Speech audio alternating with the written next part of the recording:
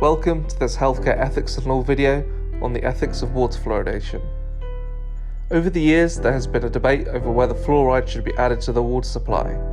In the UK, around 10% of the population have fluoride in their water, whether naturally or artificially occurring. The UK government has also recently considered fluoridating more of the water supply to help reduce dental decay across the country. In this video, we will consider the ethical issues associated with water fluoridation through the lens of the 4 principles of biomedical ethics. In part 1, we're going to look at the benefits of water fluoridation. The primary benefit is that fluoride can help strengthen the enamel of teeth and make them more resistant to tooth decay. Fluoride is already used primarily in toothpaste and mouthwashes. It is also used by dentists who provide fluoride varnish to patients, particularly children, to help protect their teeth. The York Consensus looked at all the best available evidence for the use of water fluoridation. It found that, according to the best available evidence, water fluoridation provided a median 14.6% reduction in dental decay. They also noted there was a lack of quality and quantity of research on water fluoridation, despite its possible benefits and the controversy around it. As a public health measure, there are 2 main benefits and advantages of water fluoridation. The first is that it can reach people across the country as it is accessible from the water supply. This can be people in cities or people in more remote rural communities.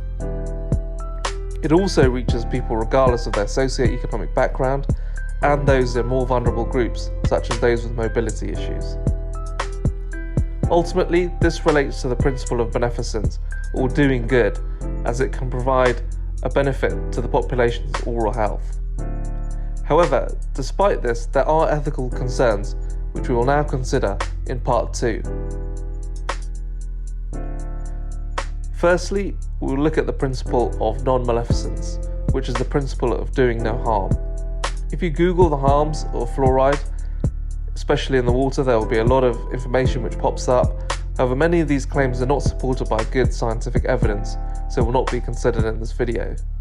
The York Consensus considered the main harm of water fluoridation as fluorosis. This creates a white stain or mottled appearance to teeth in the most extreme cases. The study found that in 3 to 12% of cases, fluorosis creates aesthetic concerns. The next concern is that of autonomy and by extension that of consent. Many argue that fluoride being placed in the water is a forced medication on the public against their consent. Furthermore, the cost of opting out is high, with individuals not being able to consume water from the public's water supply and having to instead rely on purchasing fluoride-free bottled water. In regards to healthcare justice, we can see that there is a benefit to the population and that we can reach the vast majority when implemented correctly, as we have discussed earlier in this video. However, we also have to consider if there are any better options available to us, especially if these options do not pose the same ethical concerns as water fluoridation. Firstly, there are other products which can be fluoridated, such as salt. So this is a certain alternative to fluoride in the water. We could also implement brushing programs at school which provide fluoride toothpaste and toothbrushes to children. On a more global scale, we could consider measures such as better access to dental care, better education on how to care for your teeth. Furthermore, we could apply measures such as sugar tax and educate the public on the dangers of sugar on oral health. We also have to consider the cost-benefit of these measures. As we know, the government and public health is at the mercy of the amount of money and resources which are available.